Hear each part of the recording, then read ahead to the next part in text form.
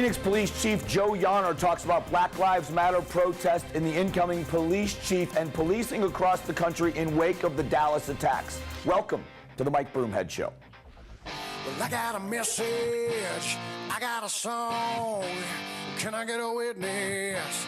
Tell me what's going on. I show the people I've been away. Police Chief Joe Yahner from the city of Phoenix joins me in a two-part interview today that we've already taped, and you're going to figure this out here in just a moment when you watch Joe Yahner in the interview. He lies right to my face. But before we get to that, we'll get to something we call the sweep. During the interview with Chief Joe Yahner, I asked him, did we choose a new chief yet? He says, nope, not yet. Next day, Jerry Williams, former assistant chief in the city of Phoenix, now the police chief in Oxnard, California, has made history. She is the first female police chief in the history of Phoenix. And I've got to tell you, it is an excellent choice. We talk about the glass ceiling and opportunities for people. She is an African-American woman. She shouldn't have been hired because she was African-American, and she wasn't. She shouldn't have been hired because she's a woman. She wasn't. She was hired because she is immensely qualified for the job. She deserves this job, and she is going to be a great addition to the Phoenix Police Department. 22 years with the Phoenix Police Department. Started in patrol, went to Oxnard to get the experience, and now brings that experience back to Phoenix. So congratulations to Chief Williams. Donald Trump is going to name, by the time you see this, it will be done. But Friday morning, Donald Trump names Mike Pence of Indiana is going to be his running mate. There are rules changes that are now being debated. And here's what happened on Thursday. They met, 112 delegates met in the Rules Committee at the Republican Convention in Cleveland. And in this meeting, there's a small contingent that wants to unbind the delegates. So the delegates can vote for whoever they want and not for how the state voted. Well, that push is not going to happen in the Rules Committee. There's a rule that no one really knows about. It's called a minority report. All it takes is 25%. So you have 28 delegates that say they want this rules change to unbind the delegates. If 28 formally say yes, it goes to a full vote of the entire convention. Big meeting to try to head that off at the pass so it doesn't happen. So a little bit of unrest within the Republican Party right now.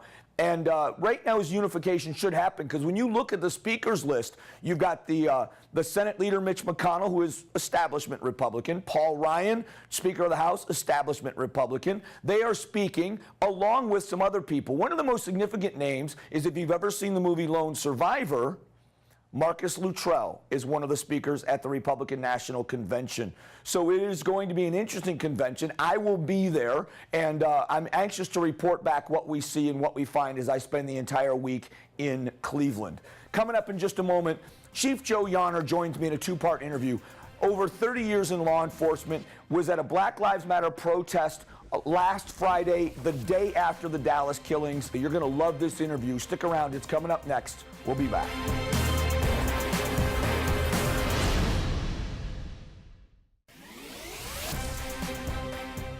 All eyes on law enforcement across the country with what's happened, good or bad, in law enforcement. Dallas, Texas really brought this into focus. So joining us right now is Chief Joe Yahner from the Phoenix Police Department. Chief, welcome back. Thank you. Let's start with Dallas. Watching what I saw, what happened, everybody's watching that night as an overnight what happened. And I imagine from a law enforcement, even from a police chief perspective, what happens when you see some information like this come in another city? Like, how does it make you feel? What is your reaction? Well, I think, that situation shocked the world. I think it shocked our nation. It shocked our community here in Phoenix. It's just horrific. I mean, our hearts go out to the Dallas community, Dallas Police Department. I've sat on panels with Chief David Brown. He's a good chief. He's a good guy. He has the best interest of his community in mind. And it just kind of changes the game for law enforcement. We have protests here all the time. We have to adjust our tactics to consider things that occurred in Dallas. Watching the chief in Dallas, I've said since the beginning of this, he seemed to be the perfect temperament, the perfect person. The way he handled it as a source of strength, but he also showed his emotion, implored the community to give them support. And I did make a comparison on my radio show of some of the incidents that have happened here in Phoenix and your time as chief. Is there a sense of responsibility when things like this happen as the chief to lead kind of the focus on what you're going to do as an agency forward? Well, absolutely. You know, you're the leader, and Chief Brown has done a great job of showing that emotion and leading his police department and his community through this huge tragedy. So yeah, there's a great responsibility on a chief when these things happen. You know, we just lost David Glasser May 19th. I mean, huge impact on our police department, and we have to make sure our officers are safe. In light of everything that's going on nationwide and even here in Phoenix, you know, we're focused on that officer safety. We're focused on providing good community safety. I don't know if we'll touch on it, but we have a very significant incident going on throughout our city right now, where we're investigating several homicides that, you know, we call it the serial street shooter. Right. Very significant issue. I would love to be very focused on that right now for our community safety, other than some of the other things that we're looking at. And I do want to talk about that in a moment, because that's expanded. You know, what we saw was a small area, and then your agency just announced today. I saw that it's been expanded in numbers and also in demographics, how big the area is now where these are happening. So let's talk about that for a moment. What's going to be the key in this? If it seems to be so random, how does a detective go about trying to pinpoint something that's going to lead them in the direction of who the shooter or shooters are? Well, we're working night and day. I can tell you right now, we have a task force up, and we've been working this thing for well over a month. And we're going to eventually get there, but what's going to get us there is the community. Somebody in our community knows who or persons that's committing these crimes. We have silent witness out there as far as the reward is up to $30,000. So we're really hoping through our joint partnership with a lot of people, and there's a lot of agencies involved. You got DPS, you got our county attorney, you got FBI, you got ATF. That's one thing good about Phoenix. We work very well with our federal partners, and they're all chipping in one way, shape, or form. So I think what's going to break this is going to be information from our community about the individuals responsible for this. And I hope it happens sooner rather than later, because we don't want one more incident. And it's interesting in those neighborhoods, because sometimes parts of town get a bad rap, or you hear about high crime in an area. But I've spent a lot of time in Maryvale. I've spent a lot of time in South Phoenix, and there are really good, hardworking families there that are going to be nervous to sit outside of their house. And that is the biggest shame, is when you're afraid to go outside of your house. That's imprisonment. I mean, that's a terrible feeling to have. Agreed. And we're doing everything. We've done community meetings. We're pushing as much information out to our community and soliciting their support as much as we can. But you're exactly right. I think Sean Connolly, our commander, is going to be attending a meeting tonight talking about a variety of things, but this will also be the topic. Back to the protests and what's happened in light of Dallas, I was very critical of the group that was putting on the protest on Friday, partly because I thought from an emotional standpoint, law enforcement's so affected when something like this happens in law enforcement, to give the Phoenix Police Department some time to absorb what happened. But on top of that, tactically, that has to change everything for you, because it's officer safety, it's public safety, and now the idea of copycats from what you saw had to throw a monkey wrench in any planning for a protest that there was. And I just didn't think there was time for them to make it safe, and it put you into overdrive. Oh, it absolutely did. And, you know, we coordinated and asked the event coordinator not to have that protest.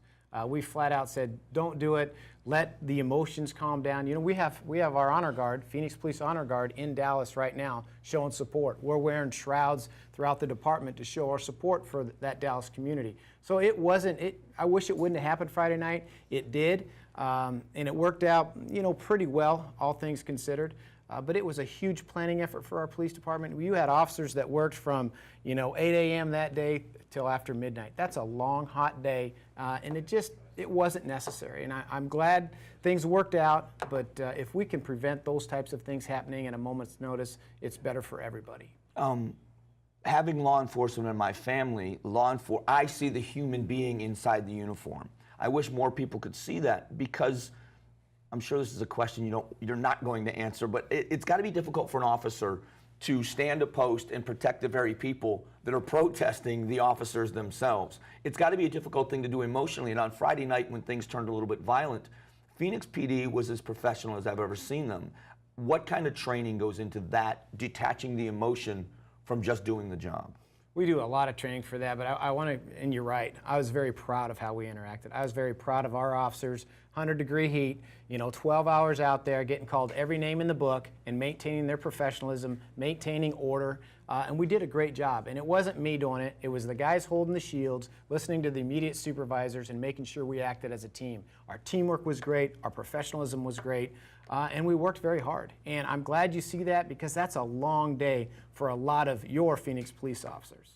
I try to put myself in someone else's shoes, and if that were me, I'm a hothead. And there's only so much of that I'm going to take, especially if I'm there for your benefit and I'm getting berated for it. So to watch that, and it kind of crossed the line to a place that I've never seen a protest go in Phoenix, at least in recent years. How do you stop your interaction with the people that were leading that protest, and to stay as level-headed as you were, how do you stop it from getting out of hand? Well, what we do is, first of all, we're professional. We're always going to take the high road, and we're always going to act in the best interest of everybody's safety. That's kind of a difficult question, because that's what we get paid to do. We get paid to be level-headed. We get paid to take the high road. We get paid to be called names, and then we get paid to make sure the community is safe. So I think we did a really good job Friday night. If we have another protest this Friday, we're going to be as professional as we possibly can, and we're going to hope that everything ends safely. I want to ask about that. In a moment, we've got to take a quick break. In a moment, we're going to talk about when this show airs. It will be on Saturday. There is a scheduled protest on Friday. I want to ask how Phoenix PD prepares for this, and if there's conversations about this list of 12 demands. We'll talk about that here in a moment, so we'll be back.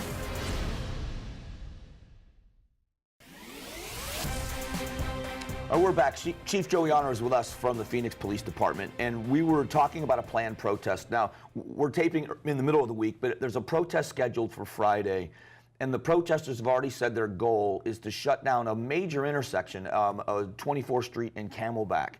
The fine line of allowing people's right to assemble and allowing some leeway so it doesn't need to be a physical confrontation, but at the same time not allowing the disruption of a major intersection in Phoenix this far in advance.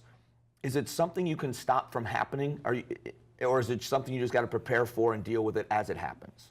We have to prepare for it. In fact, while we were on break, I got a text message. We have a planning meeting for 2:30 today. So we're going to plan for the protest to occur, and we'll adjust accordingly. We hope it doesn't occur. I mean, that's the first thing we're going to do is when we talk to the event coordinator, there's no need to do this. There's other venues to make a statement. Why do you have to shut down 24th Street and Camelback? 24th Street and Camelback on a Friday afternoon during rush hour traffic is much different than what we had Friday night as far as one-way streets and other avenues for people to get around the protest. That'll create gridlock, and we will not be very tolerant of those activities. So we will plan accordingly. We'll have an appropriate staffing. The thing about it, if the protesters come out and they stay on the sidewalk and they make their statement and go home, that's great. We'll be there to try to facilitate that. If they enter the street, we're going to have to take appropriate action. When one of the things I've been surprised by is that Phoenix, the city itself, and the police department has been very interactive with the community on a number of levels. So whenever an issue has been brought up, justified or unjustified in my mind, the city has been very proactive in reaching out to the community. So I don't understand the outrage, because there is a civilian review board, there are other things, there are already things in place to help with community involvement and community relations. Can I comment on that? Sure, absolutely. So I've been to 4 meetings since Saturday. We have what we call a Community and Police Trust Initiative. City manager set up a task force about a year ago. It's got 15 citizen members on it. They came up with, it's got 17 members, but they came up with 15 recommendations on how the police can better interact with the community. One of those recommendations is listening sessions. So on Saturday at 11, 6 p.m. last night, 6 p.m. the night before, 10 o'clock yesterday, I was going to listening sessions, listening to our community on what they think the Phoenix Police should do and how we can better serve them. So we do a lot of things reaching out to our community. We have one tonight. I have one on Thursday night. So, when we talk community-based policing and interacting and adjusting and serving the community, we're doing a pretty good job. Could we improve? I think we could, but we're doing a very good job in that regard right now. And I absolutely agree with you, and I've been privileged to know a lot of officers in the Phoenix Police Department, and the level of professionalism. I've said publicly, you've got to be one of the top agencies in the country, and it seems like the overwhelming attitude of a Phoenix police officer has always been one of professionalism, and they just are there to do their job. And I've noticed, I've been on ride-alongs where I've watched people say some pretty vulgar things to cops and they kind of roll off their back, which is why I know I don't belong in law enforcement, because I don't know if it roll off mine. Is that a trained response? I mean, do you train for that? Yeah, we train for that. We have, we just send everybody through a 40-hour block of training, and we talk about listening techniques, crisis communication, professionalism, ethics, all those types of things. And the other thing we just did is we sent all our patrol officers through a de-escalation training, which is the big buzzword right now. I think it's one of the 12 points. We've already done that. We already have cameras, and there's more cameras on the way. So a lot of the things, we're already getting ahead of that curve and making sure that we're the most trained and professional police department that we can be. So I think I asked you this the last time you sat down with us, but you have been in law enforcement for a while. I mean, you're getting ready to retire. Correct. As you've watched law enforcement evolve, how has it changed? I mean, how is it different now? From when you were a rookie officer, what would you say to a rookie officer now that's different from when you started?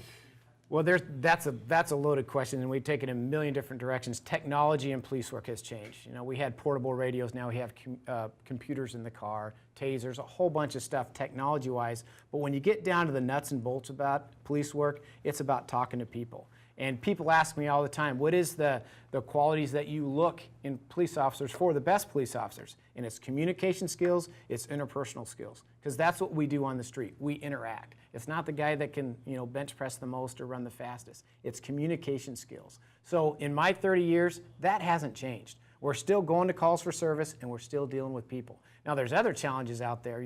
Our mental health issues have expounded.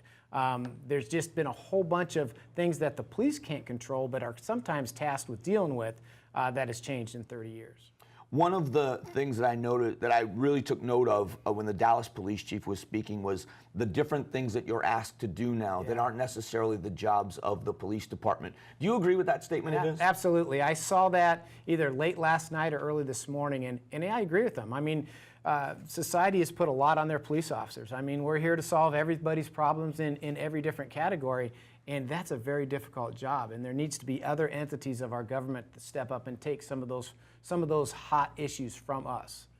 When we spoke last, we talked about staffing and the issue of being understaffed in the Phoenix Police Department and how it gets to a breaking point mentally. It's a difficult job. How are the staffing levels in Phoenix PD? Are you going in the right direction? And do you feel good about how quickly you are? Are you staffing at levels you think you need to? We're going in the right direction. I wish we could get there quicker. We have about 120 people in the academy right now, recruits soon to graduate, and we've probably graduated this fiscal year close to 140. So we're going in the right direction. Attrition is still knocking us down. So we're not where I want us to be. In fact, we have detectives that have to work 1 month or 1 day a month in patrol. We have some of our specialty teams that have to work a week in patrol, because we have to make sure that we're safe when we go call to call to call. So our minimum staffing in patrol is huge, and we're going to stay focused on that. I'd like to get us there quicker. City Council has been great allowing us to hire. We need to hire for consecutive years to get us back to where we were. So when you leave the post in October, what is going to be the biggest challenge for the next chief? Is it the younger department now because you're losing so many of the experienced officers to attrition? Is that going to be the biggest challenge, or what do you think the biggest challenge that chief will face? It's going to be continuing staffing, to get staffing to the point where we have enough in patrol and in specialty so you can provide the best service to the community. That's a busy job, I can tell you. The new chief's got to deal with staffing. We have a gap where we haven't hired for 6 years, so that's going to play out in years to come. Morale and as far as working people too hard. We talk about Friday night. We worked forever on Friday. We have a serial shooter in town. We've got officers working around the clock on that. Our staffing is down. So my biggest fear is just burning people out and people working too much. We have to control our overtime, because we have some guys that like the job and they want to work as much as they can.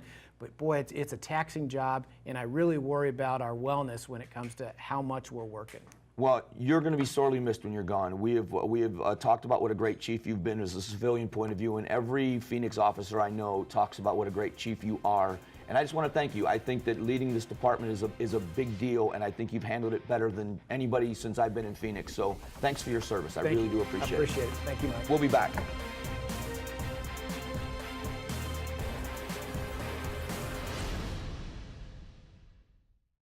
Coming up in just a moment is Broomhead's Best. Hashtag this is what everybody's doing on the internet. I'll bet you can guess what it is, especially if you have a smartphone. So don't go away. It's coming up next. Time for my favorite part of the show. We call it Broomhead's Best. This week, it's Shane Doan, Arizona Captain Coyote, signs a one-year deal. 39 years old, highest goal scorer on the team last year, 28 goals with a base salary at $2.5 million. So now he stays one more year. Time now for what's burning up the internet. We call it hashtag this. I don't know what Pokemon Go is. I have no idea. I don't know why people are walking around looking for Pokemon. I don't care, but everybody seems to think it's the best thing in the whole world. So it's hashtag Pokemon Go. That is what is this week's hashtag this. We'll be back in a moment to close out the show. Don't go away.